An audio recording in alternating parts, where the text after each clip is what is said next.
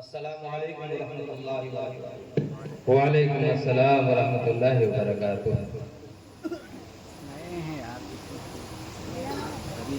الحمدللہ رب العالمین والعاقبۃ للمتقین والصلاة والسلام علی سید الانبیاء والمرسلین وعلی آلہ واصحابہ اجمعین، اما بعد۔ قال الله تبارك وتعالى: أعوذ بالله من الشيطان الرجيم، بسم الله الرحمن الرحيم. إن عدة الشهور عند الله 12 شهرا في كتاب الله يوم خلق السماوات والأرض منها 4 حرم ذلك الدين القيم. وقال الله تبارك وتعالى في مقام آخر: ولا تقولوا لمن يقتل في سبيل الله أموات بل أحياء ولكن لا تشعرون. صدق اللہ العظیم۔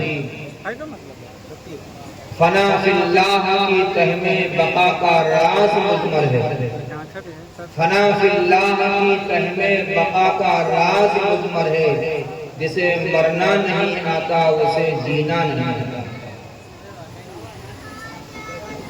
معزز علماء کرام، سامعین اعظام، پردہ نشین اسلامی خواتین، اللہ رب العالمین کا فضل ہے، اس کا کرم ہے کہ اللہ تعالیٰ نے ہم سب کو دین کی نسبت پر دین کی باتوں کی سننے اور سنانے کے لیے اللہ نے ہم سب کو یہ جگہ جمع فرمایا۔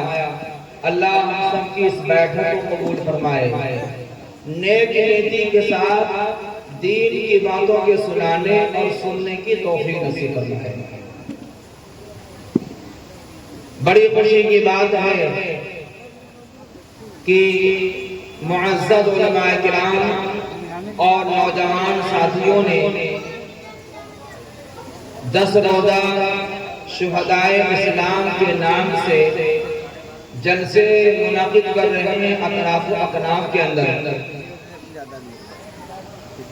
بڑی خوشی اور مسرت کی چیز ہے، اللہ تعالیٰ ان سب کی اس محنت کو قبول فرمائے اور اس سلسلے کو قائم اور دائم رکھنے کی فکر نصیب فرمائے۔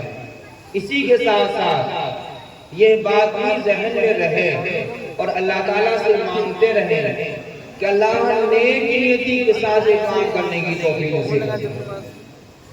اگر نیت صحیح نہیں ہوتی ہے تو پھر نیت یہ صحیح نہ ہونے کی بنیاد پر کوئی عمل اللہ کی بارگاہ میں قبول نہیں ہوتا۔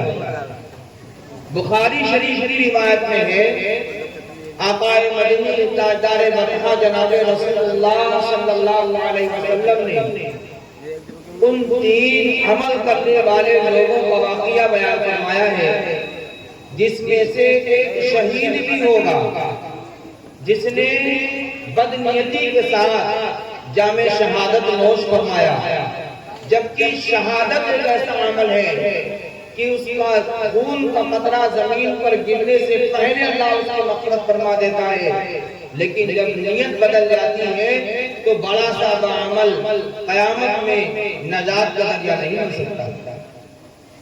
اور عام طور سے لوگ یہ سمجھتے ہیں کہ نماز کی نیت صحیح ہونی چاہیے، روزے کی نیت صحیح ہونی چاہیے۔ نہیں بھائی، نماز کی نیت اور روزے کی نیت تو صحیح ہونی ہی چاہیے۔ زندگی کا ہر عمل نیک نیتی کے ساتھ کیا جائے گا تو مومن کا ہر عمل اللہ کی بارگاہ میں عبادت بنتا ہے، ہر عمل اللہ کی بارگاہ میں عبادت بنتا ہے۔ پاکستان کے ایک بہت بڑے عالم باللہ عالم دین ہیں جنہوں نے بات بیان فرمائی ہے جو ہماری ماں بہنوں کی توجہ سے سننے کی چیز ہے، وہ ہے پیر ذوالفقار نقشبندی مدۃ العالی۔ انہوں نے یہ بات بیان فرمائی کہ مائیں اور بہنیں گھروں کا کام کرتی ہیں، نیت صحیح نہ ہونے کی بنیاد پر ان کا کام تعمیر رہتا ہے۔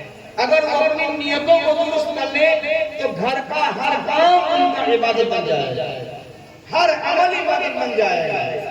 آپ نے مثال دی کہ اللہ کے رسول صلی اللہ علیہ وسلم نے فرمایا نظفوا افناءکم، اپنے صحنوں کو صاف رکھو۔ یہ حدیث نظروں کے سامنے ہو اور ماں بہن گھر میں جھاڑو لگائے تو یہ جھاڑو لگانا بھی اس کا عبادت بن جائے گا، کیونکہ آقا صلی اللہ علیہ وسلم نے فرمایا ہے صحن کو صاف رکھو۔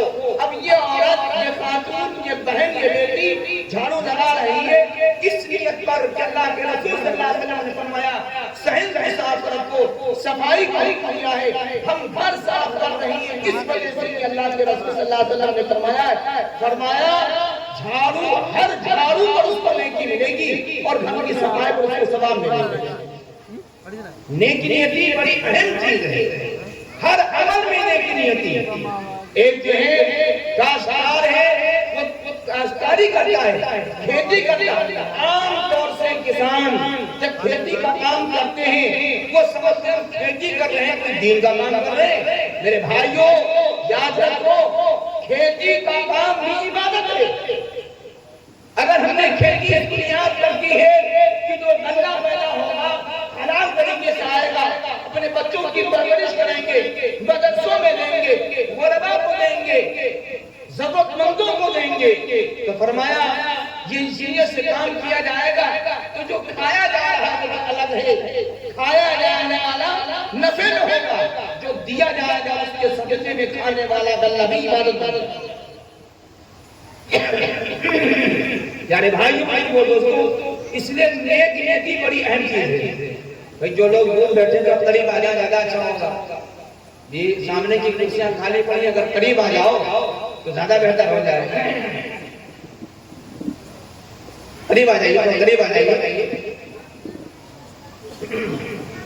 اس لیے میرے پیارے بھائی بزرگوں دوستو، یہ ایک سبق ہے جو ہمیں سوچنے کے لیے ایک سبق ہے کہ ہم اپنی نیتوں کو، جیسے نماز میں نیت درست کرتے ہیں، روزے میں نیت کرتے ہیں۔ بہت سے رمضان پوچھتے ہیں کہ مولا صاحب سحری نہ کھائیں روزہ ہوا کہ نہیں ہوا؟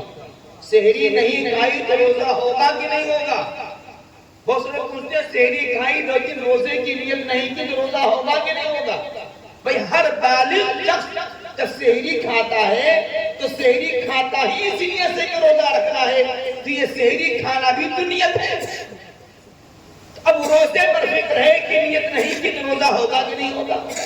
میرے بھائیوں یہ سبق ہے، قرآن اور حدیث اور نبی پاک صلی اللہ علیہ وسلم کی سیرت طیبہ پڑھیں گے آپ تو آپ کو پتا چلے گا کہ آقا صلی اللہ علیہ وسلم نے فرمایا نیت اپنی درست کر لو تو ایک مومن کا ہر عمل کل قیامت کے میدان میں اس کو اعمال کے ترازو میں تولا جائے گا اور اس کو بدلہ دیا جائے گا۔ اس لیے گزارش یہ ہے، حضرت مولانا اشرف علی صاحب تھانوی نور اللہ مرقدہ ایک پروگرام میں گئے، جب آپ بیٹھے بیان کرنے کے لیے تو چند لوگ تھے، اور جب بیان شروع ہوا اب لوگ آنے لگے، اتنے لوگ آ گئے کہ پورا پنڈال بھر گیا، ساری کرسیاں بھر گئی، پورا پنڈال بھر گیا۔ جب پورا پنڈال بھر گیا تو حضرت نے اپنی تقریر ختم کر دی، وما علینا الا البلاغ کر دیا، ختم کر دی تقریر۔ اب جب مجمع بھرا ہوا ہے، اب تقریر ختم ہوگی تو لوگ اچنبے میں ہو گئے۔ ایک صاحب نے پوچھا حضرت اب تو لوگوں کو کھانا پہنچتا اور آپ نے تقریر ختم کر دی۔ میرے پیارے بھائی بزرگوں دوستو، یہ ہم اپنے کو بھی شامل کر کے کہتے ہیں کہ آپ نے فرمایا جب ہم نے بیان شروع کیا تو اللہ کے لیے تھا، اور جب پورا مجمع بھر گیا اب دل میں یہ آ رہا ہے کہ تو اچھا بیان کر رہا ہے اس لیے لوگ آ گئے۔ اب یہ عمل، یہ ہمارا بیان جو ہے بجائے اصلاح کے، قوم کی تو اصلاح ہوگی لیکن ہماری زندگی تو بدل رہی، ہم تو جہنم کی طرف جا رہے ہیں، ہماری نیت بدل گئی نا۔ یہ بیان جو ہے یہ اصلاح کے لیے ہے، کس کے لیے؟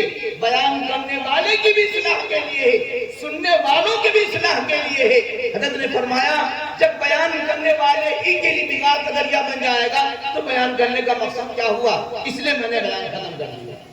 میرے پیارے بھائیوں اور دوستو، اس لیے نیت جو ہے بڑی اہم چیز ہے۔ اللہ رب العالمین ہم کو بھی ہر عمل کو نیک نیت کے ساتھ کرنے کی توفیق نصیب فرمائے، اور آپ حضرات کو بھی اللہ اس کی توفیق نصیب فرمائے۔ خصوصاً دینی خدام کو، چاہے پڑھانے والے ہو، چاہے بیان کرنے والے ہو، چاہے تبلیغ کرنے والے ہو، ان میں سے ہر شخص کو ہر وقت اپنی نیتوں کو ٹٹولتے رہنا چاہیے۔ کہیں ایسا تو نہیں کہ ہمارا یہ عمل اللہ کو راضی کرنے کے علاوہ غیروں کو راضی کرنے کے لیے ہو رہا ہو، اور جس موڑ پر یہ نیت بدل جائے تو اس نیت کی اصلاح کرنی چاہیے، اور نیت کی اصلاح نہ ہو تو کام کو روک دینا چاہیے۔ پروردگار عالم سوچنے اور سمجھنے کی توفیق نصیب فرمائے۔ میرے پیارے بھائی بزرگوں دوستو، میں نے آپ حضرات کے سامنے قرآن مقدس کی 2 آیتیں پڑھی ہیں، قرآن مقدس کی 2 آیتیں پڑھی ہیں۔ ان دونوں آیتوں کا تعلق ماہ محرم سے اور اس محرم کے مہینے میں کیے جانے والے اعمال سے۔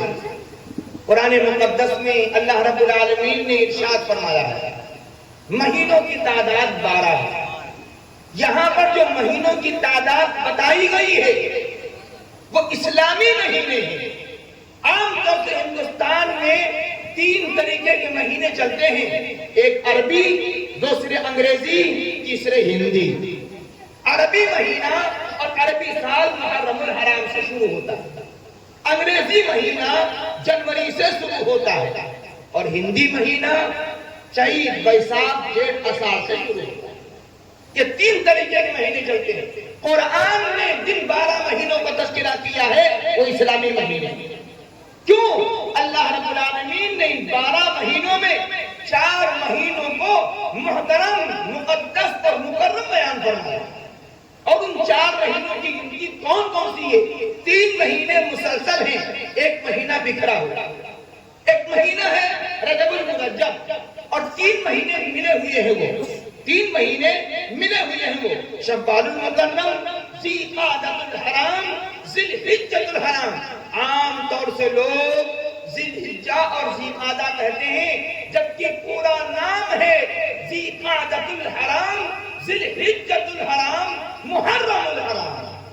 ذی قعدۃ الحرام، ذی الحجۃ الحرام، محرم الحرام، یہ 3 مہینے مسلسل ملے ہوئے ہیں، اور رجب کا مہینہ جو ہے وہ بکھرا ہوا ہے۔ رجب کے مہینے میں ہی حضرت حسین رضی اللہ تعالی عنہ نے کوفہ کے جانے کا ارادہ فرمایا تھا، کوفہ کو جانے کا ارادہ فرمایا تھا۔ معاویہ رضی اللہ تعالیٰ عنہ کے انتقال پر جب یزید نے بیعت لینی شروع کی، اس وقت جو ہے رجب المرجب کا مہینہ تھا، تب آپ نے سفر شروع کیا تھا۔ قرآن مقدس میں اللہ رب العالمین نے ان 4 مہینوں کو محترم کہا ہے، اور یہ محترم مہینے نبی کریم صلی اللہ علیہ وسلم کی نبوت اور رسالت کے پہلے رہے پائے گئے۔ عرب کا دستور تھا، زمانے جاہلیت میں جنگیں شروع ہو جاتی تھی، کہیں کس بنیاد پر کہیں اونٹ آگے نکل گیا، اے بھائی مشین لگا دی ہو لوگوں کو سنانے کے لیے، اور آپ موبائل دیکھ رہے ہو، ادھر آ جاؤ، پیچھے آ جاؤ، بیٹھ جاؤ دیکھنے کے لیے، یہ تو ہماری بات سنو بھائی۔ ان 4 مہینوں کو زمانے جاہلیت کے اندر بھی ان مہینوں کا احترام تھا۔ وہ کیا تھا؟ جنگیں جو ہیں ان 4 مہینوں میں نہیں ہوتی، 4 مہینوں میں جنگیں نہیں ہوتی تھی، جو زمانے سے چلی آتی تھی، لیکن 4 مہینوں میں جنگوں کو نہیں بند کر دیا جاتا تھا۔ تو زمانے جاہلیت میں رسول اللہ صلی اللہ علیہ وسلم کے آنے سے پہلے بھی ان مہینوں کا احترام موجود تھا۔ اسی وجہ سے قرآن مقدس میں ان کو مہینوں کو محترم قرار دیا، یہ محترم اور مقدس مہینے جن کا احترام ہے۔ ان 4 مہینوں میں محرم الحرام کا مہینہ بھی ہے۔ عام طور سے لوگ اب تو یہی سمجھتے ہیں کہ حسین رضی اللہ تعالیٰ عنہ کی شہادت ہے محرم میں، جب سے حسین رضی اللہ تعالیٰ عنہ شہید کیے گئے تب سے محرم کا مہینہ۔ میرے پیارے بھائیوں بزرگوں اور دوستو، نہیں، یہ محرم کا مہینہ حسین رضی اللہ تعالیٰ عنہ کی شہادت سے ہی نہیں، یہاں تک کہ محمد رسول اللہ صلی اللہ علیہ وسلم کی پیدائش سے نہیں، بلکہ اس مہینے کی تخلیق اللہ رب العالمین نے آدم علیہ السلام کی پیدائش سے پہلے کر رکھا۔ اللہ فرماتا ہے جب ہم نے زمین اور آسمان پیدا فرمائے تو ہم نے 12 مہینے پیدا فرمائے. زمین اور آسمان کی تخلیق کے ساتھ اللہ نے 12 مہینوں کو پیدا فرمایا ہے. پتہ چلا آدم کی پیدائش سے پہلے محرم کا مہینہ بن چکا تھا. محرم ہی نہیں بلکہ یہ 12 مہینے اسی وقت پیدا ہو چکے تھے. اور میرے پیارے بھائی بزرگوں دوستو، عام طور سے لوگ سمجھتے ہیں محرم کے مہینے کو، جبکہ محترم مہینہ ہے. محترم مہینہ ہونے کے باوجود لوگوں نے اس کو منحوس مہینہ بنا دیا. میرے پیارے بھائیوں بزرگوں اور دوستو، قرآن اللہ کہتا ہے محترم مہینہ ہے. اللہ نے قرآن میں فرمایا محترم مہینہ ہے. ہم جیسے گندے ذہن کے لوگوں نے محترم کے بجائے اس کو منحوس قرار دے دیا. ہم اس کو منحوس کہتے ہیں، ہم اس کو غم کا مہینہ کہتے ہیں. میرے بھائیوں ذرا بتاؤ، کیا ہمارے معاشرے میں بات ہے کہ نہیں کہ محرم کے مہینے میں شادیاں نہیں ہوں گی، عقیقہ نہیں ہوگا، تاریخ نہیں ہوگی، منگنی نہیں ہوگی؟ کیوں؟ غم کا مہینہ ہے. کب سے غم کا مہینہ ہے؟ آپ نے غم کا مہینہ بنایا. اللہ کہتا یہ محترم مہینہ ہے، مکرم اور مقدس مہینہ ہے. ہم کہتے ہیں مقدس نہیں بلکہ منحوس مہینہ ہے. اتنا منحوس ہے کہ ہمارے لڑکے کا نکاح نہیں ہوگا، لڑکی کا نکاح نہیں ہوگا، اور غضب بالائے غضب، غضب بالائے غضب. محرم کی 10 تاریخوں کے اندر، خصوصاً 9-10 تاریخوں کے اندر لوگوں نے اتنا بڑا غضب کر رکھا ہے کہ گوشت نہیں پکے گا، مچھلی نہیں پکے گی. کیوں؟ غم کا مہینہ ہے، غم کا مہینہ ہے. گوشت نہیں پکے گا، مچھلی نہیں پکے گی. بعض اسباب ایسے ہیں جہاں پر گوشت کاٹنے والوں پر پابندی لگا دی گئی کہ آپ اس مہینے میں گوشت نہیں کاٹ سکتے. ان 10 دنوں میں گوشت نہیں کٹے گا. کیوں نہیں کٹے گا؟ غم کا مہینہ ہے. میرے پیارے بھائیوں بزرگوں اور دوستوں، یہ کیا ہے؟ کیا ہے؟ اسلام سے ناواقفیت کی بنیاد ہے. قرآن کہتا محترم مہینہ. یاد رکھنا مسلمانوں، جب اللہ نے اس مہینے کو آسمان اور زمین کی تخلیق کے ساتھ پیدا کیا ہے تو آدم علیہ السلام کی پوری زندگی میں یہ 12 مہینے آئے. محرم کا مہینہ آیا، 10ویں تاریخ بھی آئی ہے. سوالات انبیاء کرام علیہ السلام کی حیات مبارکہ میں محرم کا مہینہ آیا اور 10ویں تاریخ بھی آئی ہے. آخری نبی کے آخر الزمان جناب محمد رسول اللہ صلی اللہ علیہ وسلم کی 63 سالہ حیات مبارکہ میں 63 مرتبہ محرم کا مہینہ آیا. 63 مرتبہ محرم کی 10ویں تاریخ آئی ہے. مسلمانوں ذرا بتاؤ، کیا آئے مدنی تاجدار بتا جناب رسول اللہ صلی اللہ علیہ وسلم نے اپنی 63 سالہ زندگی میں، 23 سالہ نبوی زندگی میں کیا کسی صحابی کا نکاح نہیں کیا؟ اس مہینے میں گوشت نہیں کھایا، اس مہینے میں مچھلی نہیں کھائی. حضرت فاطمہ الزہرا رضی اللہ تعالیٰ عنہا کا نکاح محرم کے مہینے میں ہوا ہے. ایک روایت کے مطابق امی جان عائشہ کا نکاح 10 محرم الحرام کے ہوا. پیارے بھائیوں بزرگوں اور دوستوں، 10 محرم الحرام کو حسین رضی اللہ تعالیٰ عنہ کی شہادت عظمی کوئی ایک انوکھی چیز نہیں ہے. حسین کی شہادت سے پہلے 10 محرم الحرام کو کتنے بڑے بڑے واقعات اللہ نے رونما فرمائے ہیں کہ ان سب کو سامنے رکھو گے تو خوشی کا پہاڑ ہے، غم کا کوئی مسئلہ ہی نہیں. پیارے بھائیوں بزرگوں اور دوستوں، آدم علیہ السلام جنت پیدا کیے گئے. پیدائش کے بعد ہی ان کا ٹھکانہ جنت بنا دیا گیا.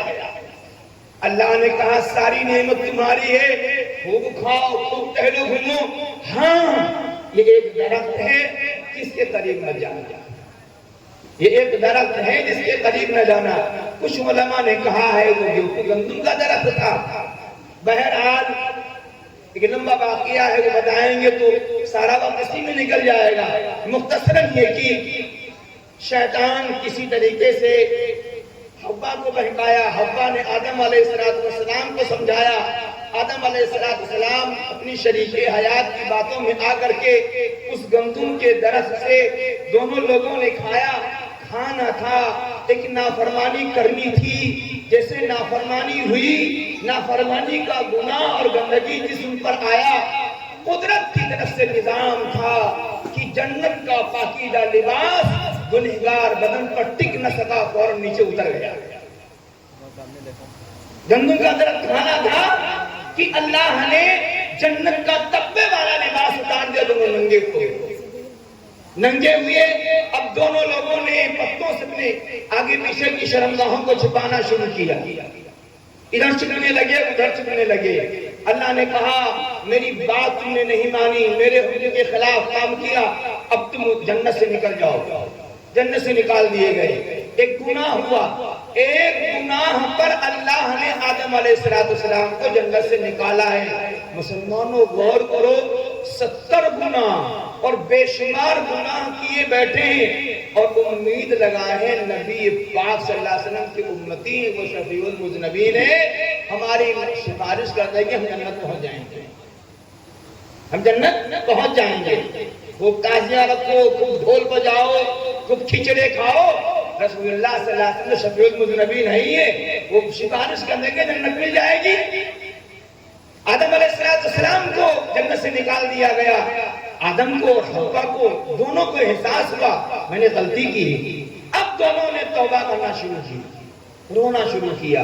قرآن کہتا ہے قَالَ رَبَّنَا ظَلَمْنَا أَنفُسَنَا وَإِن لَّمْ تَغْفِرْ لَنَا وَتَرْحَمْنَا لَنَكُونَنَّ مِنَ الْخَاسِرِينَ۔ یہ دعا کرنا شروع کر دیا، اللہ سے معافی مانگنا شروع کر دیا۔ میرے پیارے بھائی بزرگو دوستو، سب سے بڑی خوشی کی بات یہ ہے کہ اللہ نے آدم اور حوا کی جو توبہ قبول کی وہ محرم کی 10ویں تاریخ تھی۔ محرم کی 10 تاریخ کو آدم اور حوا کی توبہ قبول ہوئی ہے۔ آپ بتائیے یہ خوشی کی بات ہے کہ نہیں کہ ہمارے ابا کی توبہ قبول ہو گئی، اب وہ جنت چلے گئے، ہم بھی جنت جائیں گے؟ کہتے ہیں ہمارے باپ کی جنت ہے، جو ہمارے ابا رہ رہے ہیں تو ہم بھی جائیں گے، لیکن کیسے جائیں گے؟ گناہ سے بچو، اور اگر نفس اور شیطان کے اور برے ساتھیوں کی جھولے میں آ کر کے گناہ کر لیا ہے تو ڈھیٹ نہ بنو، بلکہ ابا کی سنت ادا کرو، توبہ کرو، اللہ سے معافی مانگو۔ جیسے اللہ نے ابا کی توبہ قبول کی ہے ہماری بھی توبہ قبول کر لے گا، جنت بھیج دے گا۔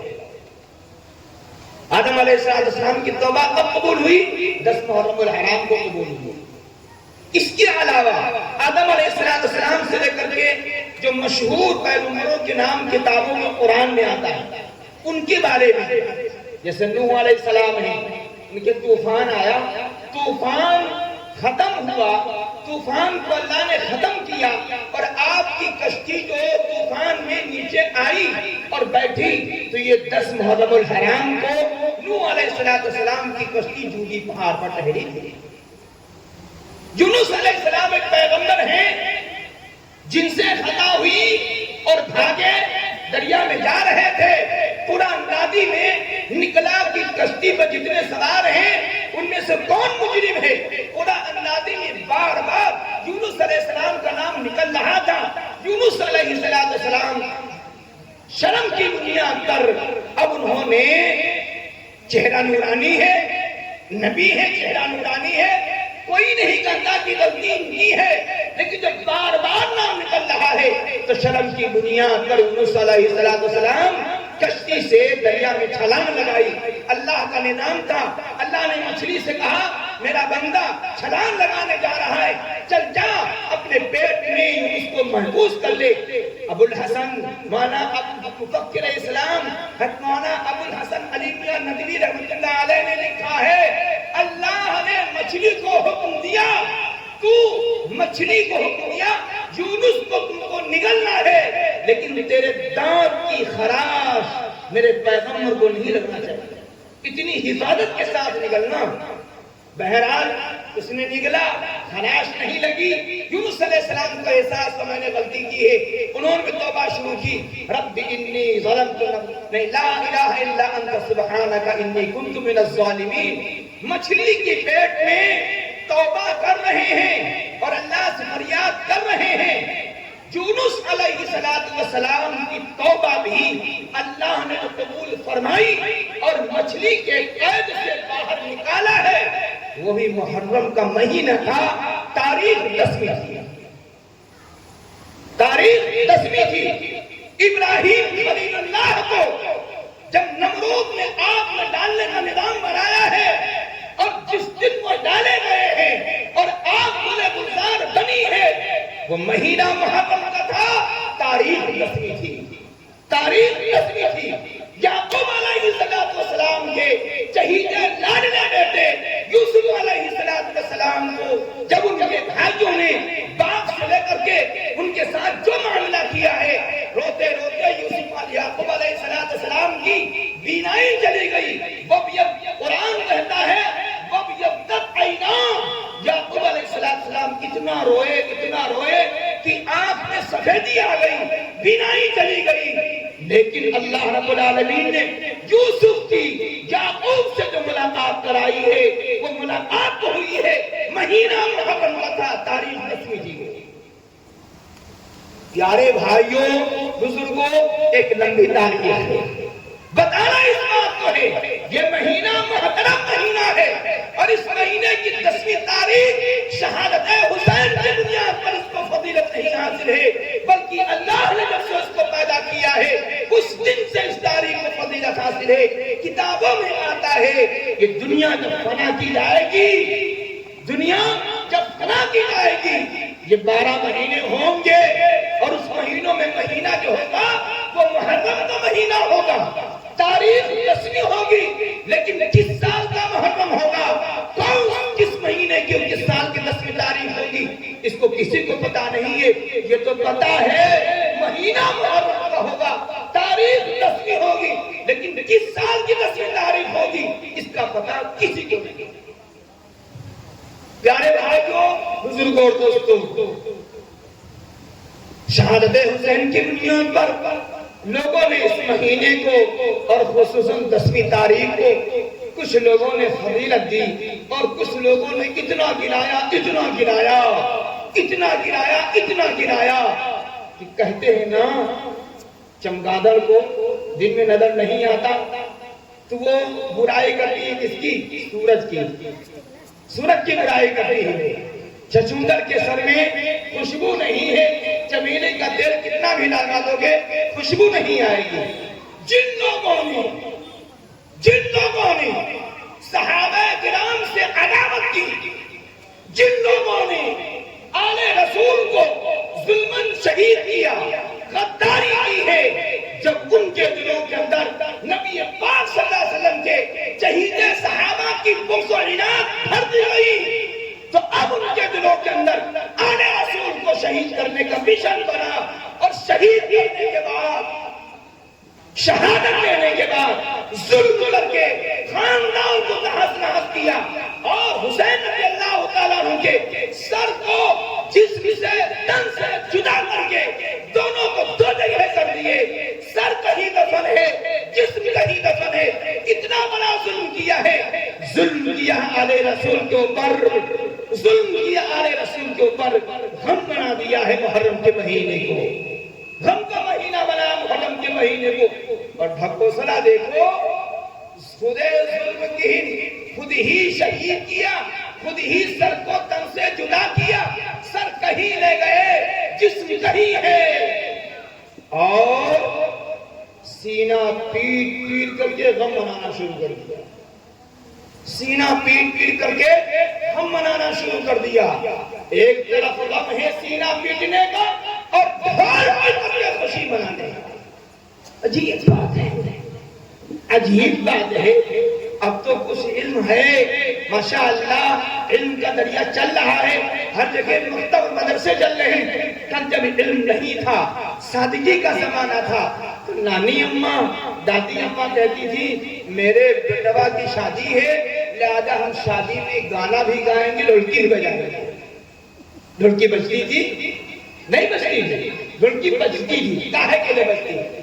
خوشی بجتی تھی نا کہ بیٹے کی شادی ہے, پوتے کی شادی ہے, میرے نواسے کی شادی ہے. یہاں تک کہ پوتا پیدا ہوتا تھا تب بھی ڈھولکی بجتی تھی. تو بتاؤ ڈھول کب بجتی تھی؟ ڈھول کب بجتی تھی؟ خوشی بجتی تھی نا. ڈھول بجتی تھی خوشی کے اوپر نا, تو ڈھولک بجتی تھی خوشی کے اوپر. تو ڈھول بجے گی غم کے اوپر, ڈھول بجے گی غم کے اوپر.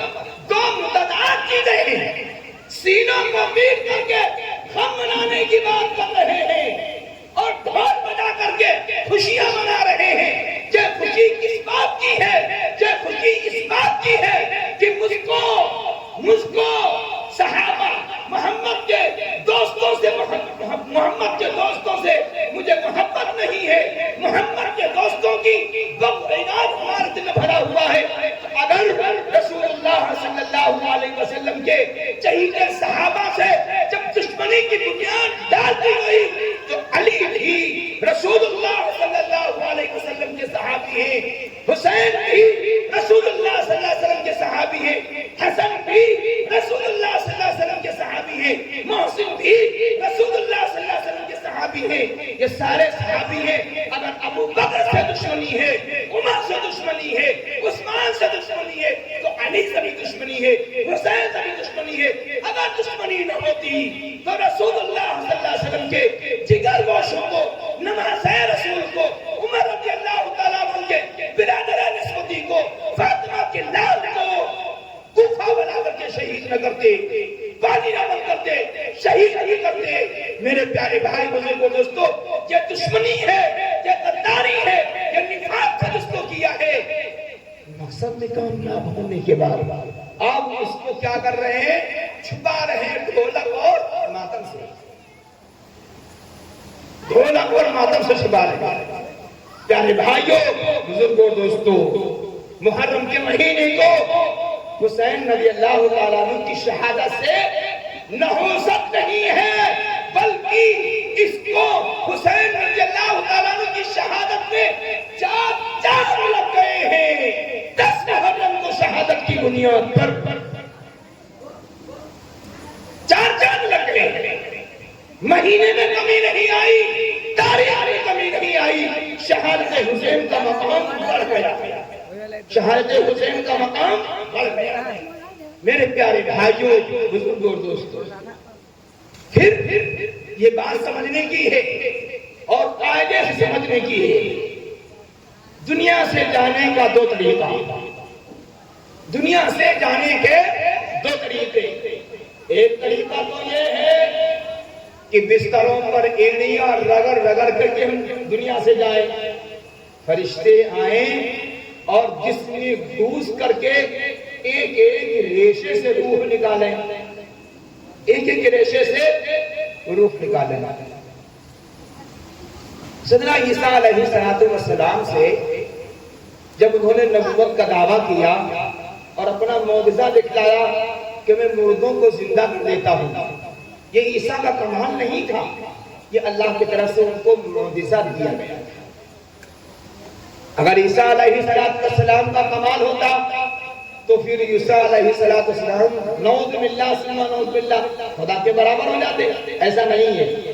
عیسیٰ علیہ السلام کو یہ معجزہ دیا گیا تھا, اور جب عیسیٰ علیہ السلام کسی مردے سے کہتے تھے کہ تم زندہ ہو جاؤ تو یہ نہیں کہتے تھے قم بإذنی, بلکہ کہتے تھے قم بإذن اللہ, قم بإذن اللہ, اللہ کے حکم سے تم کھڑے ہو.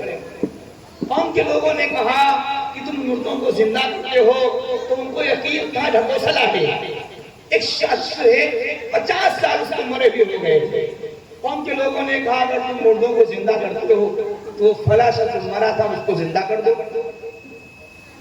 تو عیسیٰ علیہ السلام گئے اس کی قبر پر اور کھڑے ہو کر کے کہا تم بإذن اللہ, اللہ کے حکم سے کھڑے ہو جاؤ. اللہ قادر مطلق ہے, اللہ قادر مطلق ہے. جو لوگ کہتے ہیں قبر میں جائیں گے ختم ہو جائیں گے, بھول ہے. قبر میں دفن کیے جانے کے بعد آدمی ختم نہیں ہوتا ہے. یہ فانی جسم بظاہر ہمارے نظروں سے فنا ہو جاتا ہے. حقیقت یہ ہے کہ یہ جسم فنا نہیں ہوتا، یہ باقی رہتا ہے. اب چونکہ یہ اس عالم برزخ کی بات ہے، اس لیے عالم دنیا والے اس کو نہیں دیکھ سکتے. قبر کھودی جائے گی، ہڈیاں تو نکلیں گی، جنازہ نہیں ملے گا.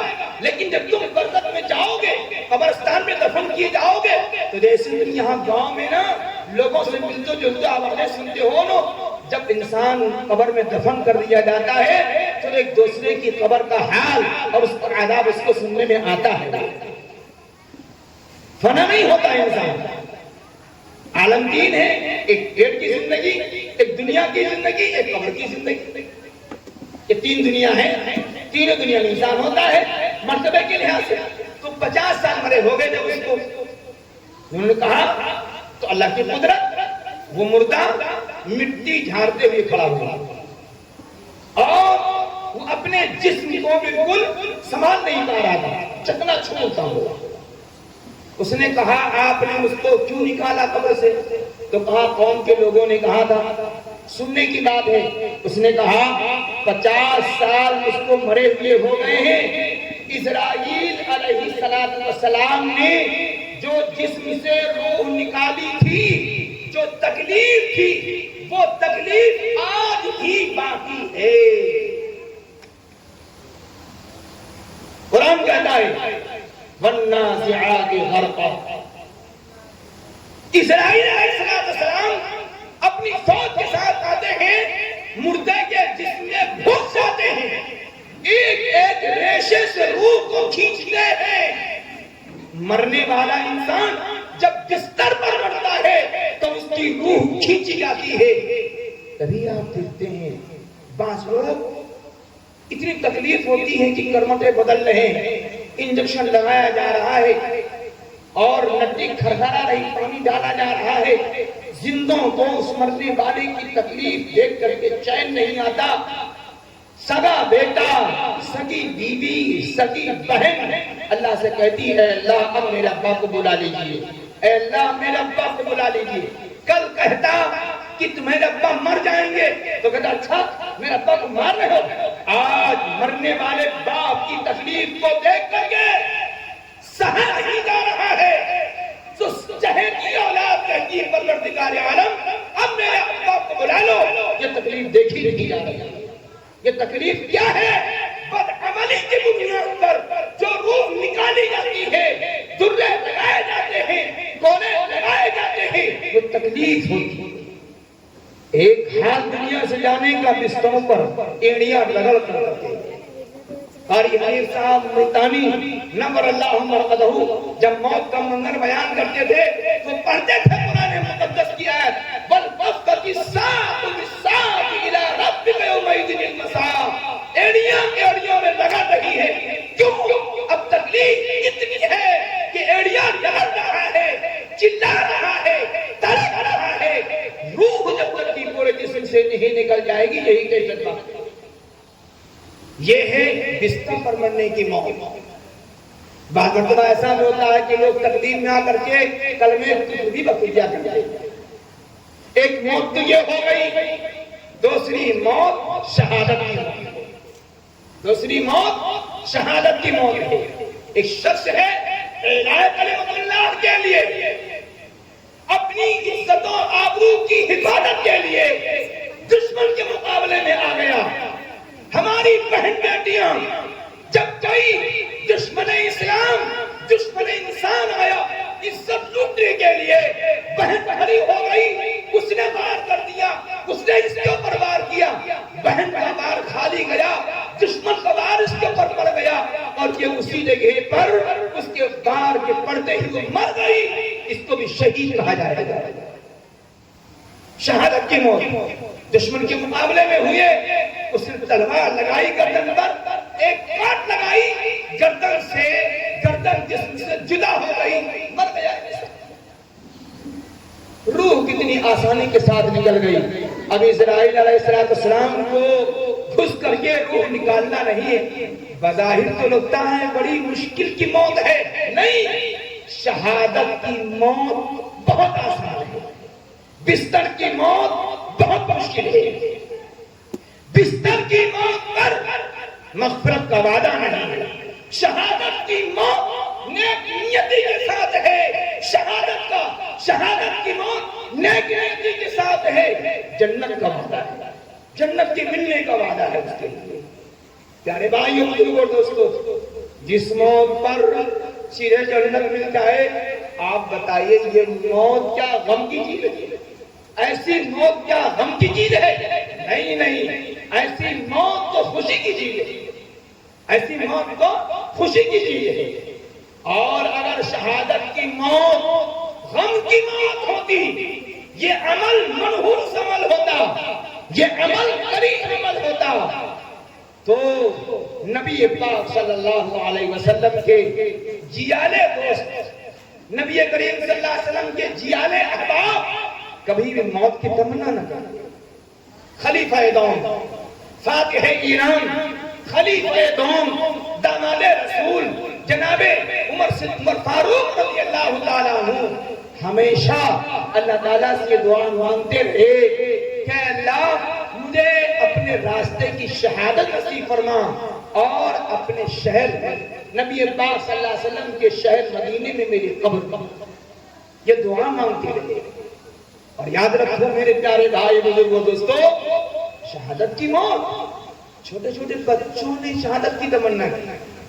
آپ تاریخ اٹھا کے پڑھیے، آج کل ہمارے بچے موبائل میں لگتے، دیکھو موبائل میں لگے ہوئے ہیں، موبائل میں لگتے ہیں، گالیاں بکتے ہیں، فحل باتیں کرتے ہیں۔ رسول اللہ صلی اللہ علیہ وسلم کے جانثار صحابہ کے جو بچے تھے نا، ان کے اندر شہادت کا جذبہ تھا، ان کے اندر شہادت کا جذبہ تھا۔ محبت اور معاذ دو بچے، محبت اور معاذ دو چھوٹے چھوٹے بچے ہیں، اور انہیں نے سنا کہ ابو جہل میرے نبی کو گالیاں دیتا ہے، ستاتا ہے وہ۔ ان کے دل میں تمنا ہوئی کہ میں اس کو شہید کروں گا، میں اس کو ماروں گا، میرے نبی کا دشمن ہے وہ۔ دونوں میدان کردار میں نکلے۔ اب اس صحابی کا نام ہمیں یاد نہیں آ رہا ہے کہ جس کے پڑوس میں دونوں تھے۔ ایک پوچھ رہا ہے کہ ابو جہل کو بتائیے گا، دیکھیے گا تب۔ دوسرے نے کہا ابو جہل کو بتائیے گا۔ جب ابو جہل سامنے آیا، انہوں نے اشارہ کیا، تو صحابی فرماتے ہیں کہ دونوں چھوٹے بچے ابو جہل پر ایسے انہوں نے حملہ کیا جیسے آج کے ہمارے زمانے میں بعض چڑیاں دوسری چڑیوں کا شکار کرتی ہیں، ایسے لڑے اور ایسا وار کیا کہ ابو جہل کو گرا دیا، ابو جہل کو گرا دیا۔ اب وہ پڑا ہے، وہ نہیں پا رہا ہے۔ غالباً عبداللہ بن مسعود رضی اللہ تعالیٰ عنہ ہیں۔ آپ نے فرمایا کہ میں نے دیکھا ابو جہل پڑا ہوا ہے، تو میں گیا اور جا کر کے اس کے سینے پر بیٹھ گیا۔ اس نے کہا کہاں آئے ہو؟ کہا تمہاری گردن کاٹنے کے لیے آیا ہوں۔ کہا اچھا تم میری گردن کاٹنے کے لیے آئے ہو، تو ٹھیک ہے کاٹ لو، تم اٹھ نہیں سکتے ہیں، کاٹ لو، لیکن ایک بات یاد رکھنا، جتنی دشمنی کل محمد کی میرے دل میں تھی، اس سے زیادہ بغض و عناد آج ہمارے دل میں ہے۔ اور پھر فرمایا کہ تم میری گردن یہاں سے نہ کاٹنا، بلکہ دونوں بازوؤں کے پاس سے کاٹنا، تاکہ جب گردن رکھی جائے تو یہ پتہ چلے کہ قوم کے سردار کی یہ قوم کے سردار کا یہ سر۔ نبی پاک صلی اللہ علیہ وسلم کو یہ خبر ملی تو آپ نے فرمایا موسیٰ کے زمانے کا فرعون جو تھا نا، وہ کمتر تھا، میری امت کا فرعون ابو جہل اس فرعون سے بڑھ کر کے، اس سے بڑا شقی اور اس سے بڑا جہنمی ہے۔ کیوں؟ موسیٰ کا فرعون جب بحر قلزم میں غرق ہونے لگا تو اس نے اعلان کیا میں ایمان لایا موسیٰ اور ہارون کے رب پر، اور جب میری قوم کا ابو جہل بننے لگا تو اس نے اعلان کیا، اعلان ایمان کا نہیں کیا بلکہ اس نے اعلان کیا کہ کل جتنی دشمنی تھی اس سے زیادہ دشمنی آج محمد کی ہے۔ پیارے نبی صلی اللہ علیہ وسلم نے عبداللہ بن مسعود رضی اللہ تعالیٰ عنہ کو शाबाशी दी और कोई तमगा भी दिया। बताना इस बात को है कि अगर शहादत गम की चीज होती तो नौजवान हैं, सहाबा के बच्चे भी शहादत की तमन्ना करते थे और खुशी खुशी मैदान कारदार में शरीक हो जाते थे। और याद रखना, अगर शहादत गम की चीज होती, सुन लो, अगर कोई आदमी जिहाद के लिए, एलान कलमतुल्लाह के लिए, आपके ज़माने में कल सहाबा घोड़े पालते थे, काहे के लिए? एलान कलमतुल्लाह के लिए मैदान कारदार में जंग करते।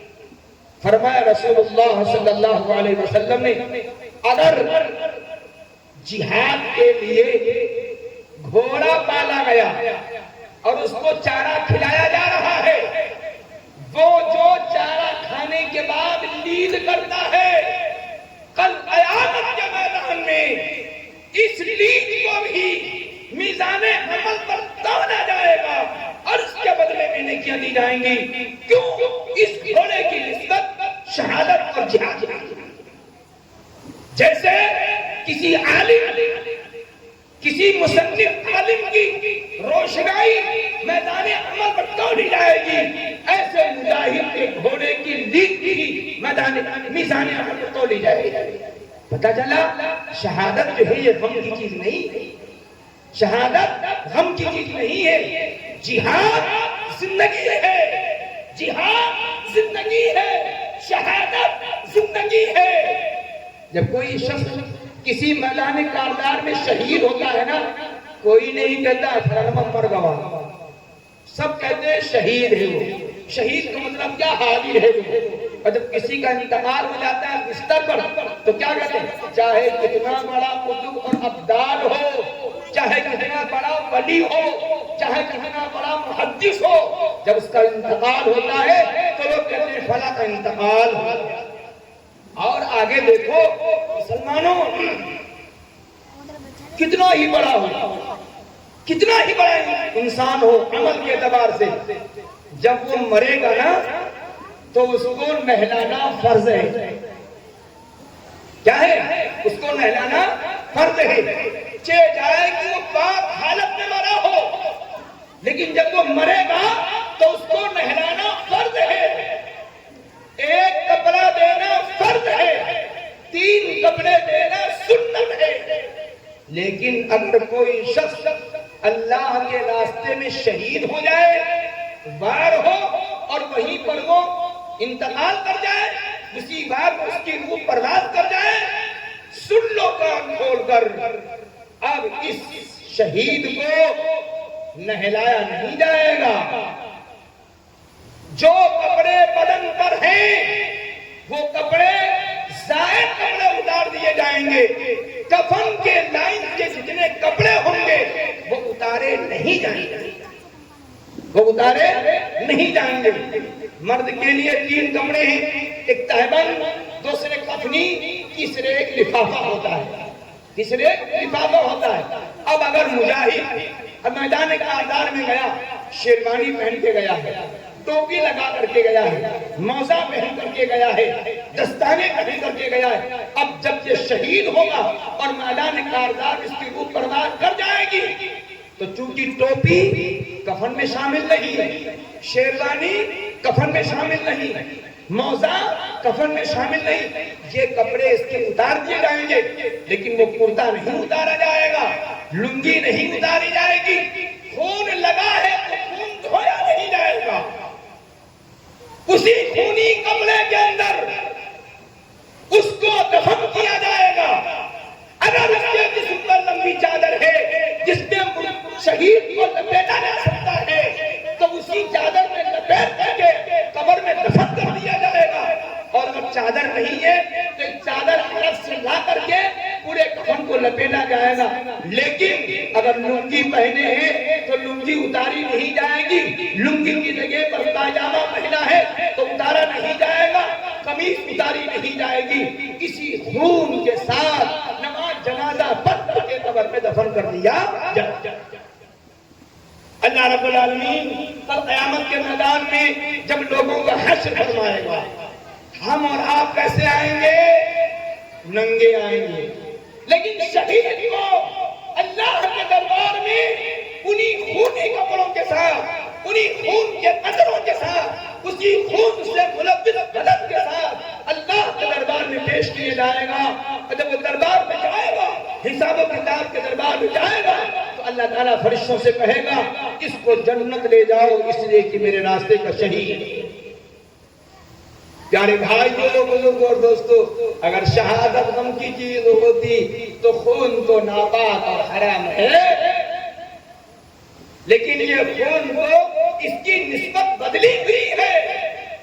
اب یہ نسبت جو ہے، یہ خون جو نکلا ہے، یہ اللہ کی راہ میں نکلا ہے، خون تو ناپاک ہے لیکن اللہ کی راہ میں نکلا ہے، اس کو پاکی کا حکم دیا گیا ہے، اب اس کو نہلایا نہیں جائے گا۔ حضرت نبی کریم صلی اللہ علیہ وسلم نے اپنی حیات مبارکہ میں غزوہ بدر کے شہیدوں کو، غزوہ احد کے شہیدوں کو اسی حال میں قبر میں دفن کیا ہے، نماز جنازہ پڑھی ہے اور قبر میں دفن کر دیا ہے، نہلایا نہیں گیا ہے، کپڑے بدلے نہیں گئے، انہی کپڑوں کے ساتھ ان کو دفن کیا گیا ہے۔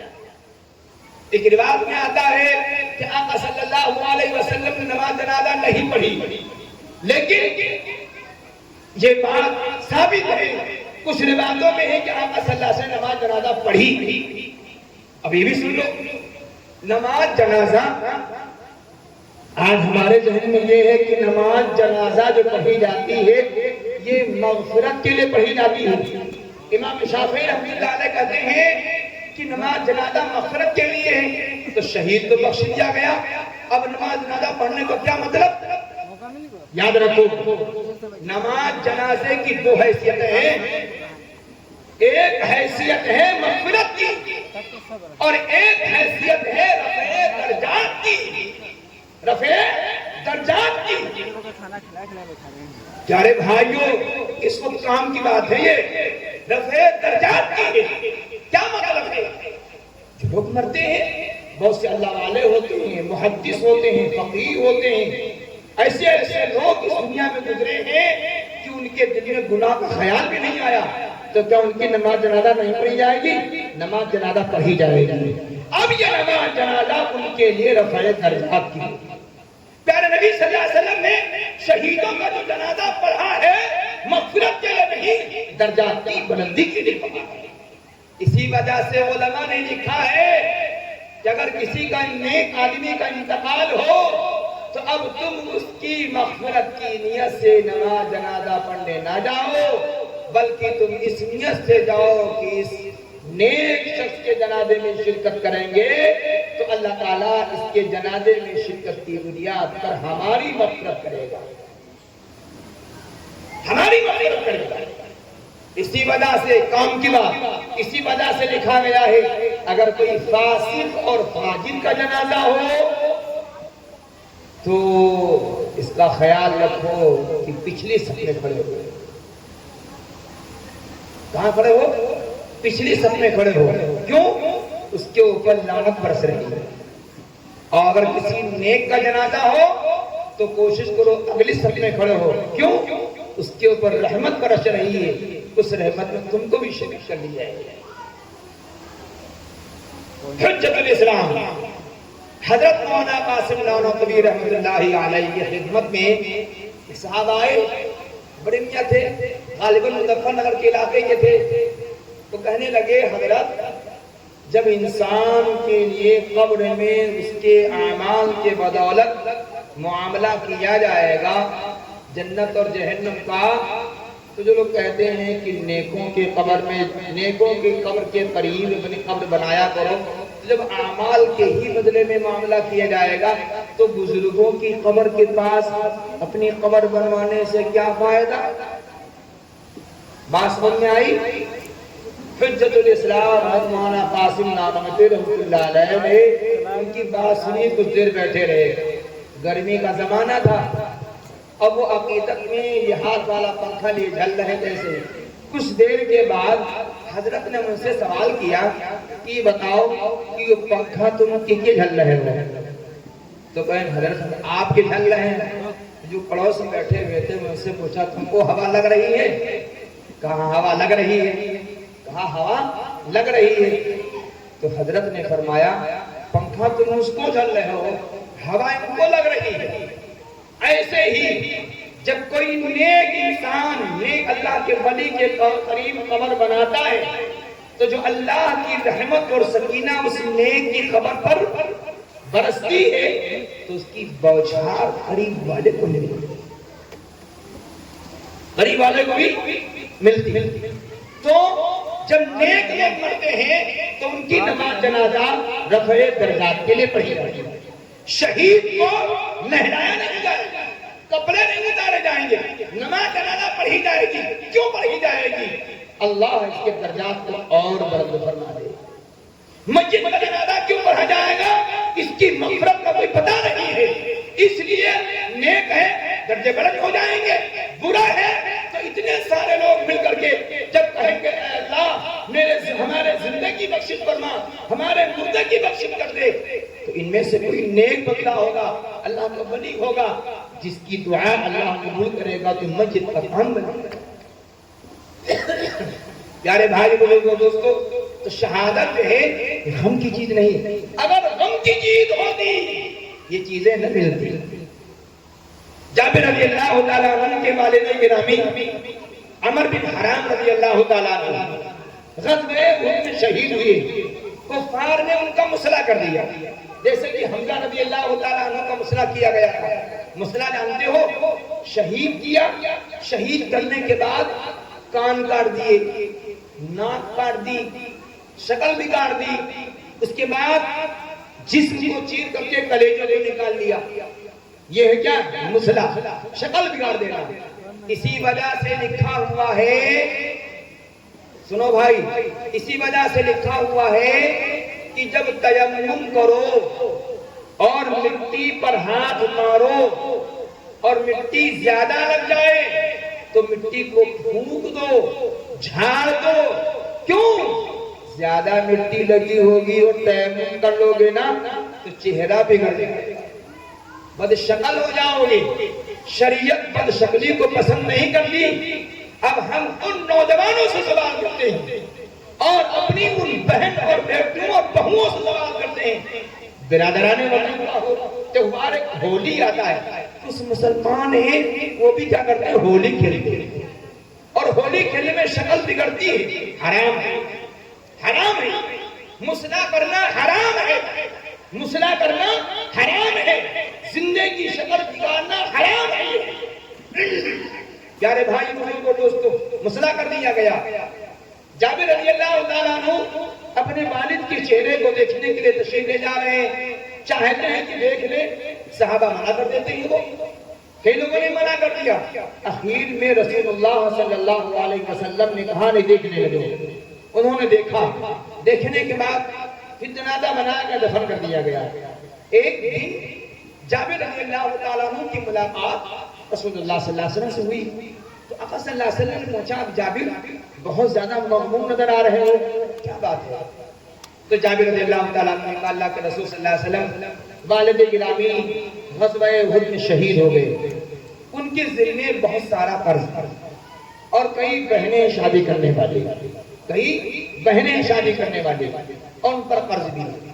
پیارے نبی صلی اللہ علیہ وسلم نے فرمایا سنو میرے بھائیو، جو لوگ کہتے ہیں شہادت غم کی چیز ہے، مچھلی نہیں بنے گی، گوشت نہیں بنے گا، سینہ پیٹا جائے گا، گوشت پیٹی جائے گی، مریضہ بنے گا، سبیل چلے گی، سب چوچلے کرتے ہیں نا، پھر 12 تاریخ کو کیا کریں گے؟ تیجا بھی کریں گے، کیونکہ حسین مری گئے، قرآن کہتا ہے زندہ ہے، کہتے مری گئے، ہم تیجا کریں۔ آپ صلی اللہ علیہ وسلم نے فرمایا معلوم ہے تم کو، اللہ رب العالمین نے حضرت جابر رضی اللہ تعالیٰ عنہ سے آمنے سامنے ہو کر کے ملاقات کی، آمنے سامنے ہو کر ملاقات کی۔ پھر اللہ رب العالمین نے جابر رضی اللہ تعالیٰ عنہ سے سوال کیا، اے جابر تمہیں کیا پسند ہے؟ کچھ مانگنا ہو تو مانگو۔ تو جابر رضی اللہ تعالیٰ عنہ نے اللہ رب العالمین سے کہا پروردگار عالم کچھ نہ چاہیے، دوبارہ ہمیں زندہ کر کے دنیا میں بھیج دیجئے تاکہ میں دوبارہ شہید ہوں۔ تاکہ میں دوبارہ شہید ہو جاؤں۔ پروردگار عالم نے کہا یہ تو ضابطہ بن چکا ہے، جو یہاں آ گیا اس کو دوبارہ واپس نہیں آئے۔ شہید کا مقام اللہ رب العالمین نے خود سوال فرمایا، اور شہادت اگر دکھ کی چیز ہوتی، شہادت اگر غم کی چیز ہوتی تو جابر رضی اللہ تعالیٰ عنہ اللہ رب العالمین سے نہ کہتے کہ مجھے دوبارہ بھیجا جائے میں شہید۔ پیارے بھائیو، بزرگ اور دوستو، شہادت بڑی اہم چیز ہے۔ حضرت خالد رضی اللہ تعالیٰ عنہ، جن کو سیف من سیوف اللہ کہا جاتا ہے، پوری زندگی شہادت کی دعا کرتے رہے، پوری زندگی شہادت کی دعا کرتے رہے، کسی بھی میدان جنگ میں حاضر نہیں ہوئے، اور جب جنگ میں پہنچتے تھے تو آگے بڑھ کر کے اپنے کو پیش کرتے تھے، لیکن شہادت بھی کسی کے چاہنے سے نہیں ملتی، اللہ یہ نعمت جس کو دیتا ہے اسی کو ملتی ہے۔ پھر سن لیجئے، شہادت یہ نعمت اللہ جس کو عطا کرے اسی کو ملے گی، بندے کی کوشش پر شہادت نہیں ملتی۔ حضرت خالد رضی اللہ عنہ دعا بھی کر رہے ہیں، شریک بھی ہو رہے ہیں، لیکن آخر وقت آیا کہ بستر پر موت، اور جب انتقال کر رہے تھے تو رو رہے تھے، پوری زندگی دعا کی، کوئی بھی میدان جنگ چھوڑا نہیں، اور گئے تو آگے بڑھ کر کے حصہ لیا، لیکن شہادت نہیں ملی، بستر پر مرے۔ تو ایک عالم نے کہا ہے، بڑے مزے کی بات کہی، خالد رضی اللہ تعالیٰ عنہ بلا وجہ شہادت کی موت کی تمنا کر رہے تھے، دعا کر رہے تھے، بلا وجہ کر رہے تھے۔ انہوں نے کہا کیوں؟ انہوں نے اس سے کہا کہ جب اللہ کے رسول صلی اللہ علیہ وسلم نے فرمایا کہ یہ اللہ کی تلواروں میں سے ایک تلوار ہے، تو اگر خالد رضی اللہ تعالیٰ عنہ شہید ہو جاتے تو اللہ کی تلوار ٹوٹ جاتی۔ خالد کو رضی اللہ تعالیٰ عنہ کو اللہ کے رسول صلی اللہ علیہ وسلم نے سیف من سیوف اللہ کہا۔ اس بنیاد پر اللہ کی تلوار کہا گیا، اس بنیاد پر ان کو شہادت کی موت میسر نہیں۔ شہادت تو اللہ تعالیٰ کی طرف سے کیا ہے؟ ایک نعمت ہے، اسی کو ملتی ہے جس کی قسمت میں ہوتا ہے، جس کو اللہ عطا فرماتا ہے۔ اب بتائیے، جب اللہ کی طرف سے یہ نعمت ملی ہے حسین رضی اللہ تعالیٰ عنہ کو، تو اب جو لوگ یہ ڈرامہ کر رہے ہیں وہ کیا کیا؟ میرے پیارے بھائیوں، بزرگوں اور دوستوں، اللہ کا شکر ہے، اس کا فضل ہے کہ آپ کی بستی ان تمام خرافات سے پاک محفوظ ہیں آپ، لیکن ہم میں سے ہر عزیز، ہم میں سے ہر شخص یہ جان سکتا ہے، ہمارے جو رشتہ دار دور دراز شہروں میں گاؤں میں بسے ہوئے ہیں، ماحول کی بنیاد پر وہ کہیں نہ کہیں اس کاموں کے اندر کیا ملوث ہیں۔ جب ملوث ہیں تو یہ ہماری ذمہ داری بنتی ہے کہ اپنے ان اعزاء کو، اقربا کو ان مکروہ، ان بدعات، ان خرافات کی چیزوں سے بچانے کی فکر کریں، اور صحابہ کرام رضوان اللہ علیہ اجمعین کی زندگیوں سے کیا کریں؟ غور کریں، اور یہ سبق لے کر کے جائیں کہ محرم کا مہینہ غم کا مہینہ نہیں ہے، باقاعدہ رشتہ مل جائے رشتہ کرو، کھانا کھاؤ کھلاؤ، بلکہ اللہ کے رسول صلی اللہ علیہ وسلم نے تو یہ فرمایا ہے، حسین رضی اللہ تعالیٰ عنہ کی شہادت کے پہلے سے آپ صلی اللہ علیہ وسلم فرمائی، کیا فرمایا؟ 10 تاریخ کو کھانے میں وسعت جو شخص کرے گا اللہ پورے سال اس کے کھانے میں وسعت فرمائے گا۔ اس لیے اس حدیث کی بنیاد پر 10 محرم کو اچھا کھانا کھلا کر کے احباب کو، غریبوں کو کھلانا چاہیے، وسعت کرنا چاہیے۔ کیوں؟ اس لیے کہ اللہ کے رسول صلی اللہ علیہ وسلم نے فرمایا ہے 9 تاریخ اور 10 تاریخ کا روزہ رکھنا چاہیے۔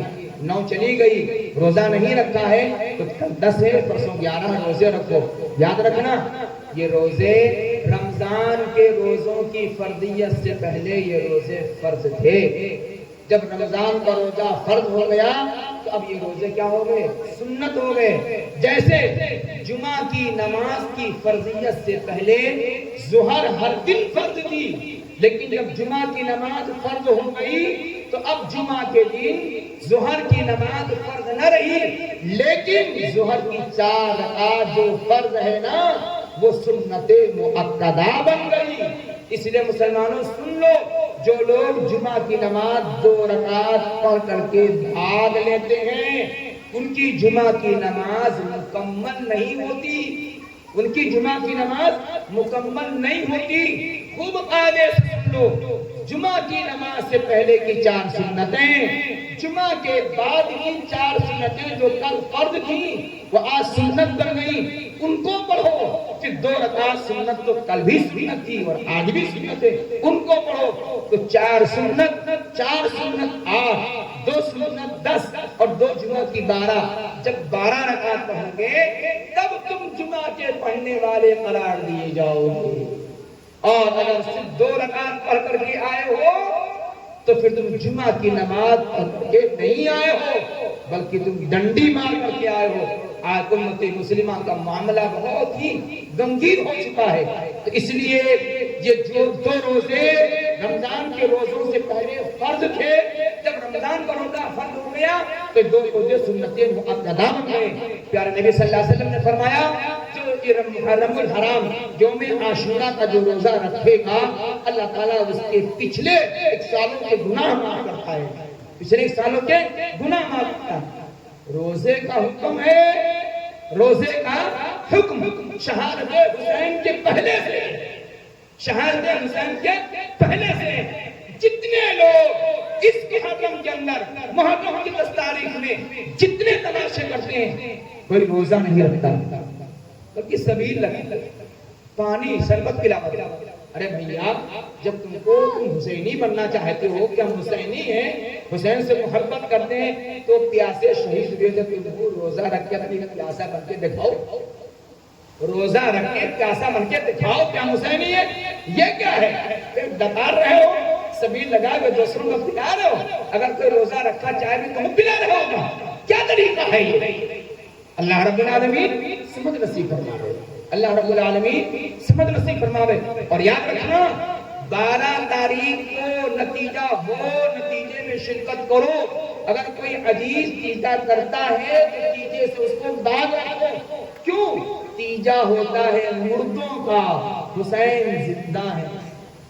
تیجا ہوتا ہے مردوں کا، حسین زندہ ہے۔ جو تیجا کرتا ہے وہ عملی طور پر حسین کو مردہ مانتا ہے، اور قرآن نے کہا ہے نہ تو تم شہیدوں کو، حسین کو اور ان کے علاوہ جتنے شہید ہیں ان کو نہ تم مردہ کہہ سکتے ہو اور نہ تم مردہ سوچ سکتے ہو، نہ کہہ سکتے ہو نہ سوچ سکتے ہو۔ وَلَا تَحْسَبَنَّ الَّذِينَ قُتِلُوا فِي سَبِيلِ اللَّهِ أَمْوَاتًا، قرآن کہتا ہے بل احیاء، وہ سب کے سب زندہ ہیں، یرزقون، کیا روزی دیے جاتے ہیں، فَرِحِینَ بِمَا آتَاهُمُ اللَّهُ، وہ تو مگن ہیں کہ اللہ نے انہیں انعام دے رکھا ہے، اس انعام میں مگن ہے۔ پیارے نبی صلی اللہ علیہ وسلم نے فرمایا شہید کی روح شہید کے جسم سے نکل کر ہرے جسم کے مردوں، ہرے جسم کے پرندوں کے پکوٹوں میں رکھ دی جاتی، اور اس پرندے سے کہا جاتا ہے کہ پوری جنت تیری ہے جہاں تو کہے جہاں کا جہاں ہے۔ تو ان کو بھی نعمتیں مل رہی، ہم کہیں نہیں 10 محرم کو وہ تعزیہ جو ہے نا تو جو دروازہ بنا ہے حسین کی روح مسچلت ہے تو امام آئے کے گھسٹ ہے، اب تم جو کچھ منگی ہو تو حسین بابا تم کا دے جائیں۔ جیسے ہی مولانا صاحب بیان کر گئے، جب نبی نہ اولاد لے سکتا نہ اولاد دے سکتا بلکہ اللہ سے مانگتا ہے، جب نبی کو ہمت نہیں ہے تو ان شہیدوں کو کہاں سے ہو جائے گا، اور ان ولیوں کو کہاں سے طاقت مل جائے گی تم کا اولاد دینی، تمہارے کاروبار کا بڑھائے گی، تمہارے بٹوا کا سعودی پہنچائے گی، تم کا حج کرائے گی۔ نہ نبیوں میں طاقت ہے، نہ شہیدوں میں طاقت ہے، نہ ولیوں میں طاقت ہے۔ یہ طاقت اللہ نے صرف اور صرف اپنی مٹھی میں رکھی ہے، کسی کی طاقت نہیں۔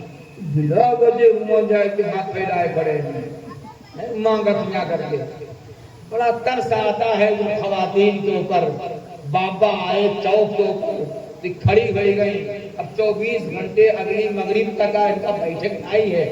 کھڑے کھڑے ہٹکیں کھڑے کھڑے منہتیں, نہ نماز سے مطلب کسی سے مطلب. اب کہاں کر رہی ہیں, کھڑی ہیں. جب بابا قبر کربلا پہنچ گئی ہیں, جب بابا سوچنے کی چیز ہے کربلا میں حسین شہید کیے گئے, گدھے جو ہے ہیوں کربلا بنا کے حسین کا شہید کرا چاہتا, ہیوں کربلا بنا کے شہید کرا چاہتا. ارے یہ نام تو لینا ہی نہیں چاہیے بنا وجہ. اور پرچی آ گئی ہمارے پاس, وقت ہو گیا ہے لیکن بات ختم کرتا ہوں, بات بڑھ گئی بلا وجہ. جو محرم کی 10 تاریخ کو چبوترے پر رکھتے ہیں, چبوترے پر ہم کو کہتے ہیں یہ توہین کرتے ہیں. ارے میں کہتا ہوں تم گدھے ہو, تم توہین کرتے ہو. بنانے والی عورتیں حیض کی حالت میں ان ٹھاٹھوں کو بناتی ہیں, اپنے ناپاک کپڑوں کو پورا سال ان ٹھاٹھوں پر دھل کر کے پھیلا کر کے سکھاتی.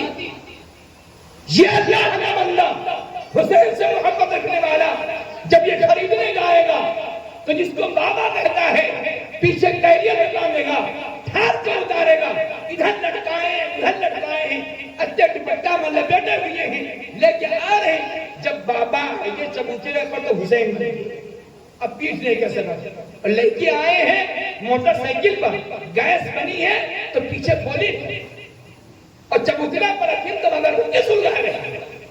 اور جیسے 10 محرم ہو گئی کربلا چلے گئے. میں قسم کھا کے کہتا ہوں تمہیں یقین ہو تو آؤ ہمارے ساتھ بہرائچ چلو, میں پچھلے سال کی تازیوں کے ٹھار کو آج دکھاؤں گا. تم کیسے حسین سے محبت کرتے ہو, ان تازیوں کی تم کیوں کیا عزت کرتے ہو, جن تازیوں کی تم نے عزت کی ڈھانک رجا رکھا ہے تمہارے ہاتھوں سے ڈالے گئے. آج ہی پڑے ہیں لوگ, آج ہی پڑے ہیں. یقین نہ ہو کرایہ میں دوں گا, چلو میرے ساتھ میں دکھا کے لاتا ہوں. میرے بھائی کیا ہے قرآن کہتا ہے اتعبدون ما تنحتون, جن کو اپنے ہاتھوں سے بنا دو انہیں کے سامنے ہاتھ جوڑے کھڑے ہو. ہم میں اور برادران وطن میں کیا ہوا, انہوں نے بھی پیرے کا پرندہ بنایا, مٹی چڑھائی اور رنگ روگن کیا, پھلانے بن گئے.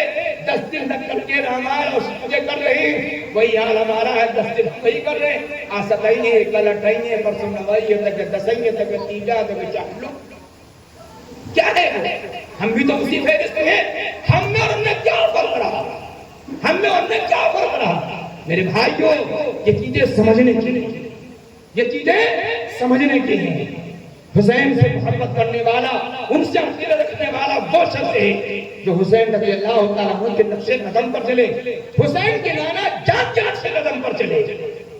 اللہ رب العالمین ہمیں سمجھنے کی توفیق نصیب فرمائے, سمجھنے کی توفیق نصیب. قربانی کرت ہونا, قربانی کرت ہونا, قربانی شریعت کا حکم ہے نا. اللہ میں کہا کہنا, کان کٹانا ہوا ہے, سینگ ٹوٹنا ہوا ہے, دبلا نہ ہوا ہے, سال بھر کا ہوا ہے تو قربانی کریو, ورنہ قربانی نہ ہوئی. چست بڑھیا ہے, کان کٹا ہے تو نہیں کیسے کر سکتے. قربانی شریعت کا حکم. اللہ نے کہا کان نہ کٹا ہوا ہے, ناک نہ پچکی ہوا ہے, اور سینگ نہ ٹوٹی ہوا ہے, پونچھ نہ کٹی ہوا ہے. شرط بتائی نہیں بتائی. جتنے لوگ تعزیہ رکھتے ہیں ذرا بھی بتاویں کہ امام کون کون شرط لگائے گا کہ اتے بڑے ہوئی ہیں, کہ اتے بڑے ہوئی ہیں, کہ اتے بڑے ہوئی ہیں, کہ 52 ہاتھ کے ہوئی ہیں. کون کاغذ لگی, کونے بانس کی کوڑ کا بانس لگاوا جائے, بانس کئی سال کا ہوا ہے. قربانی کا بچہ تو سال بھر کا ہونا چاہیے. دمبا ہے تو 6 مہینہ کا, اونٹ ہوا ہے تو اس کی عمر ہے, بھینس اور گائے 20 سال کا ہوئے. تو بتاویں کہ وہ بانس کئی سال کا ہوئے جن کی ٹالیاں بنی ہے. کاغذ کون سا ہوئی چاہیے, قریب بنائی کون کا, بنا والا کیسا ہوا ہے. یا تو قربانی کا حکم ہے نا, ایمان والا قربانی کرے گا, مسلمان قربانی کرے گا, بسم اللہ اللہ اکبر پڑھ کے قربانی کرے گا. تعزیہ کون پڑھ دعا پڑھ کے بنائی ہو, कौन दुआ पढ़ के चबूतरे पर रखी हो, कौन दुआ पढ़ के उठा दे के गई हो। हम अपने मुर्दों को दफन करेंगे तो मिन्हा खलकनाकुम व फीहा नुईदुकुम व मिन्हा नुखरिजुकुम तारतन उखरा, और तुम बाबा का दफन करी हो तो कौन दुआ पढ़ी हो? जरा बताओ कौन दुआ पढ़ी होगा? अगर ये शरीयत की चीज होती तो बनाने का तरीका, लंबाई बताई जाती, चौड़ाई बताई जाती, तरीका बताया जाता, दुआ बताई जाती, रुख बताया जाता, कहाँ दफन किया जाएगा वो बताया जाता, रुख क्या होगा उसको ही बताया जाता। कोई चीज का पता नहीं है। कहते बड़े हैं बेगार रब्बुल आलमीन समझे ये कदर नहीं है, इज्जत नहीं है, ये तौहीद है हुसैन रज़ी अल्लाह तआला अन्हु की। अल्लाह रब्बुल आलमीन हम सबको समझने की तौफीक नसीब फरमाए। रसूलुल्लाह सल्लल्लाहु अलैहि वसल्लम ने जो कामिल और मुकम्मल शरीयत फरमाई, अल्लाह हमें उस शरीयत को जानकर उसके मुताबिक जिंदगी गुजारने की तौफीक नसीब फरमाए। अल्लाह पूरी उम्मत मुस्लिमा को बिदअत से, रस्मों से, शिर्क से बचाए, और अल्लाह तमाम ईमान वाले मर्दों और औरतों के दिलों में शहादत की तमन्ना, शहादत का जज्बा और शहादत की दौलत हासिल करने के लिए अल्लाह इंसान को जज्बा दे और दुआ मांगने की तौफीक नसीब फरमाए, और अपनी राह के अंदर अल्लाह शहादत की मौत नसीब फरमाए। आमीन। आखिरु दावाना अनिल हम्दुलिल्लाहि रब्बिल आलमीन।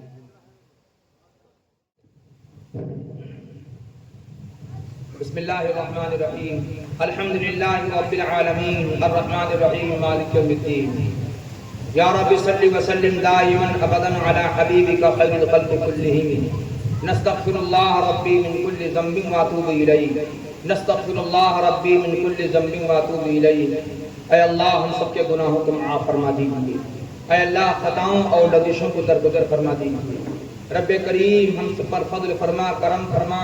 जब तक की जिंदगी मुक़द्दर है ऐ अल्लाह नबी पाक सल्लल्लाहु अलैहि वसल्लम की लाई हुई शरीयत पर चलने की तौफीक नसीब फरमा। हर तरह के रस्म रवाज से, खुराफात से, शिर्क और बिदअत से हम सब की पूरी उम्मत मुस्लिमा की अल्लाह हिफाजत फरमा। परवरदिगार आलम अल्लाह आपने अपने फضل से, अपने करम से इस दीनी महफिल के रचाने और बचाने की तौफीक अता फरमाई। उलमा को दीन की बातों को सुनाने के लिए आने की और सामाईन को सुनने के लिए आने की तौफीक नसीब फरमाई। अल्लाह सुनाने वाला भी मुहताज, सुनने वाले भी मुहताज और इंतजामात करने वाले भी मुहताज। ऐ अल्लाह सबको अपने फضل से, अपने करम से ईमान की दौलत से माला माल फरमा दीजिए। अपनी मोहब्बत और अपनी मारिफत अता फरमा दीजिए। परवरदिगार आलम हर तरह के रस्म रवाज से, शिर्क बिदअत से अल्लाह हिफाजत फरमा लीजिए। सबकी मेहनतों को कबूल फरमा लीजिए।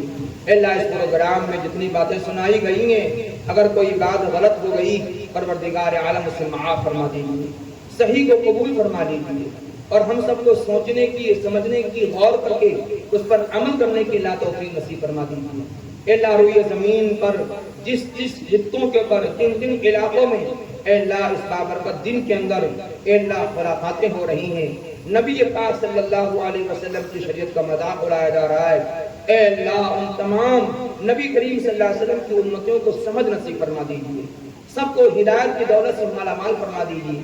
अल्लाह जिन जिन इलाकों में शुहदाए इस्लाम के नाम से जलसे मुनाकिद किए गए, रुए ज़मीन के जिन जिन खित्तों पर शुहदाए इस्लाम के जलसे मुनाकिद किए गए हैं, तेरे नबी के शहीदे जानिसार सहाबा के तज़किरे किए गए हैं, अल्लाह उन तमाम जलसों को कबूल फरमा दीजिए। अल्लाह उनकी बरकत से पूरी दुनिया के अंदर, खुसूसन मुल्क हिंदुस्तान के अंदर अल्लाह अमन व अमान की हवाएं चला दीजिए। ऐ अल्लाह सहाबा का जज्बा, सहाबा की विलायत, सहाबा का शहादत, अल्लाह शौक़े शहादत अल्लाह पूरी उम्मत मुस्लिमा के दिलों के अंदर मौजज़न फरमा दीजिए। परवरदिगार आलम ऐ अल्लाह आप बड़े हैं, आपके साथ बुजुर्ग, आप शान बुलंद है। अल्लाह जिन जिन लोगों ने इस जलसे के इनेकाद में ताउन किया है, अल्लाह उनके ताउन को भी कबूल फरमा। अल्लाह उनकी कमाई बरकत नसीब फरमा, जायज तरीके से माल कमाने और जायज जगहों पर खर्च करने वाला बना। परवरदिगार आलम जिन जिन उलमा ने इन शुहदाए इस्लाम के दरसों के अंदर मेहनतें की हैं, अल्लाह उनकी मेहनतों को कबूल फरमाकर अब आने वाले वक्त के अंदर दूनी मेहनत करने की, नियती के साथ मेहनत करने की तौफीक नसीब फरमा दीजिए।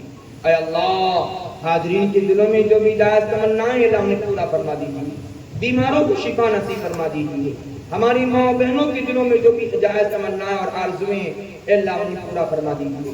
اے اللہ ہم سب کو اپنی دین کی خدمت کے لیے اے اللہ قبول فرما لیجیے۔ اے اللہ ہم سب کو اپنی دین کی خدمت کے لیے اللہ قبول فرما لیجیے۔ جہاں جہاں دین کا کام ہو رہا، مدرسے کی لائن سے، تبلیغ کے لائن سے، تزکیے کی لائن سے، جلسے جلوس کی لائن سے، اے اللہ ان تمام محنتوں کو باقی جاری اور ساری رہنے کی توفیق نصیب فرما، اور تمام دینی خدام کو ہر قسم کے شرور فتن سے اللہ حفاظت فرما، ان کی ضروریات کو خدا نے غیر سے تکفل فرما۔ اے اللہ جو ہمارے بڑے علماء ہیں، جو اللہ حیات ہیں، ان کے سائے کو قادر قائم فرما، ان کے فیوز و برکات سے پوری امت کو اے اللہ فیضیاب ہونے کی، ان کی صحبتوں میں بیٹھنے کی اے اللہ ہم سب کو اللہ توفیق نصیب فرما دیجیے۔ پروردگار عالم ہم سب کی دعاؤں کو محض اپنے فضل سے، اپنے کرم سے پیارے نبی صلی اللہ علیہ وسلم کے صدقے طفیل میں قبول فرما۔ پیارے آقا جناب محمد رسول اللہ صلی اللہ علیہ وسلم نے جن جن خیر کا سوال فرمایا ہے، ہم سب کا اور پوری امت کو اس میں حصہ نصیب فرما۔ جن شرور و فتن سے پناہ چاہیے پروردگار عالم تمام دینی اور دنیاوی فتنوں سے ہم سب کی اور پوری امت مسلمہ کی اللہ حفاظت فرما۔ ہم سب کی دعاؤں کو حضور پاک صلی اللہ علیہ وسلم کے صدقے میں اور تمام صحابہ کرام اور شہداء اسلام کے صدقے میں قبول فرما۔ ربنا تقبل منا انك انت السميع العليم۔ صلی اللہ تعالی علی خیر خلقہ محمد و آلہ و اصحابہ اجمعین برحمتک یا